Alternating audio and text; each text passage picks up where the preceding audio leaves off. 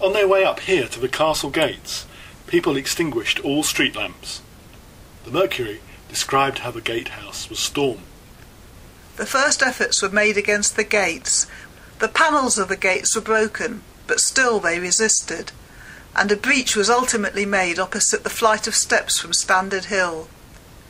But as grand and dramatic entries are often spoilt in reality, someone fell into a well while storming the castle and had to be helped out by means of a long pole. It was probably only a few dozen people who eventually entered the building itself, where they smashed the rails of the staircase, shattered windows and ripped down chandeliers. Soon holes were hacked in the floors, filled with broken tables and banisters, and set alight.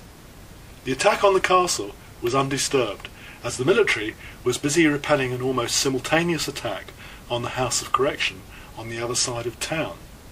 By 9 p.m. the castle was full ablaze, and many came to enjoy the show. The spectacle was awfully grand. Immense volumes of flames poured forth at the windows.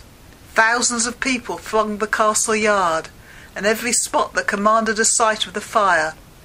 The roofs were dissolving in streams of molten lead, whilst the blazing castle glared on the atmosphere from its rocky steep amidst the darkness of the night as a tremendous sacrifice to the demon of anarchy and crime.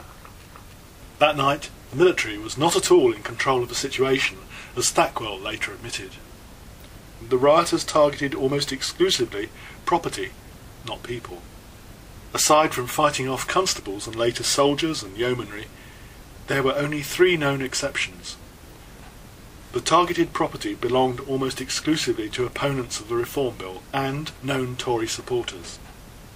In the course of the night, a large number of respectable citizens were sworn in and armed, becoming special constables, whilst yeomanry troopers were riding towards the town from all over Nottinghamshire. By Tuesday morning the castle had become nothing more than a charred hulk. When soldiers drew their swords and attacked a crowd in the castle yard that morning, people started throwing stones at them. This confrontation set the tone of things to come. Tuesday morning crowds were repeatedly dispersed all over Nottingham. In the early afternoon, a few thousand people left the town and went towards Beeston. On their way they visited a few pubs where some paid for their ale and some did not. Eventually they attacked, trashed and burned the Beeston Silk Mill, a state-of-the-art factory in possession of Mr. Lowe, a well-known Tory. Encouraged by this success, many rioters then made the fatal error of taking on Lord Middleton at Woollerton Hall. Every preparation had been made, and the Woollerton yeomanry were stationed near the entrance. The mob, however, attacked the gate. The yeomanry immediately charged, and 16 or 17 prisoners were taken.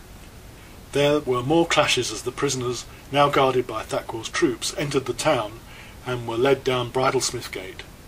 The officer who brought up the rear was much insulted and struck by a stone. He drew his pistol from the holster and fired. The ball struck an old man named Thomas Auckland in the chest. From now on it was clear that the soldiers were going to shoot to kill, and that had an immediate effect. The knowledge of the man being shot seems to have struck terror in the mob, for from that moment they felt convinced that the military would be no longer trifled with, and that they would now act against them with energy. After a curfew had been proclaimed, only a few further scuffles occurred.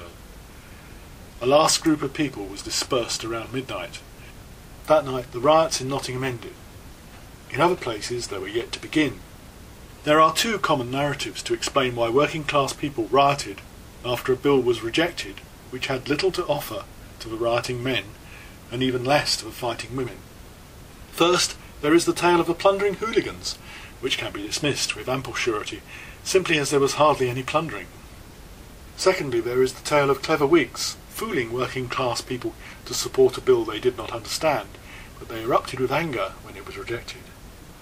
This story of the ignorant plebs is also unlikely, as politics were widely discussed amongst all classes, and within a decade after the riots, working class run libraries opened all over Nottingham. Interpreting events alternatively, we assume that many rioters knew exactly that they were to gain little or nothing from the bill, but they also knew that at least some hated reactionaries were to lose from it. The rioters did therefore not fight for the Whigs' Reform Bill, but against its opponents. Furthermore, as they were on it anyway, the rioters struck against the low executors and institutions of law and order, be it the constables on the streets or the House of Correction.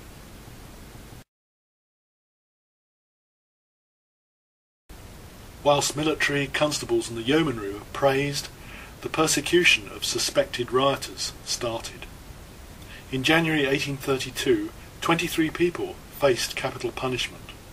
9 were declared guilty, 4 of those recommended to King's mercy, and therefore not hung, but to be transported. Among them was Valentine Marshall, whose name can still be found in the galleries of justice, scratched in the men's exercise yard. One day before the executions, Thomas Shelton and Charles Birkins were informed that their lives would be spared. On Wednesday the 1st of February 1832, the 3 others, George Beck, John Armstrong and George Hearson, were due to be hanged. The die is cast. Passage along the high pavement was stopped by a numerous body of constables. The unhappy men were brought out, and many people called out, "Murder!" They were soon tied, the scaffold fell, and their earthly sufferings were terminated. There is no happy end to this story. People were murdered on the scaffold, and living and working conditions only got worse over the next years. The riots and their aftermath encouraged autonomous working class organisation. The rioters had defied the calls for calm and moderation by the respectable citizens, proponents and opponents of the Reform Bill alike, and these had in turn demonstrated that they all carried in their knapsacks a special constable's baton.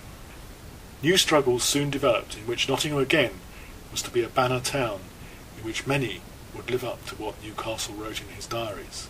They say now that nothing but revolution can set them right.